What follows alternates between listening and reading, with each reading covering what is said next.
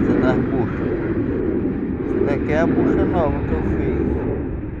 Aqui é a bucha velha. A velha, ó, tá com a folga medonha.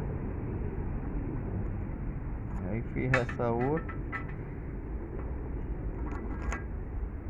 Bem justinha. Agora o ruim vai ser fazer essa orelhinha aqui, ó. Que tem que fazer, ó. Tem que encher na solda para fazer essa orelha. Porque aqui a nova que eu fiz não dá para fazer, né? Aí eu vou ter que fazer na solda. Encher. Eu acho que eu vou botar uma estopa bem úmida dentro da bucha para ela não delatar quando eu começar a encher. Vou ver como é que eu faço.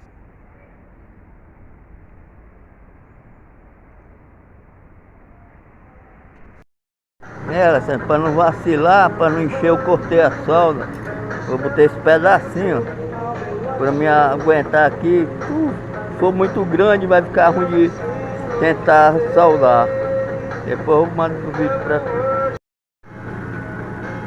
Para não vacilar, Alessandro, eu botei uma buchinha aqui, ó, para não pegar. Aí agora eu vou só encher, ó.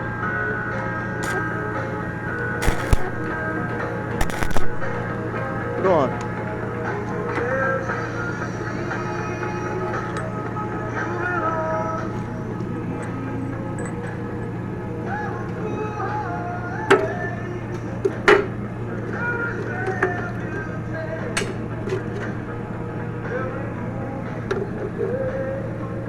Tirar aqui a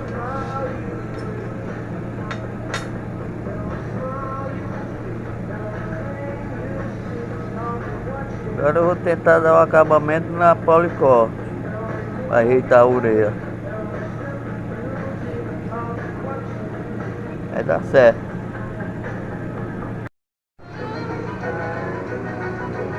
Vamos vendo. Aí quando eu for botar lá na cascaça, aí eu ajeito. Que é só para segurar para ela não rodar a bucha lá. Ficou mais ou menos direito, igual a outra.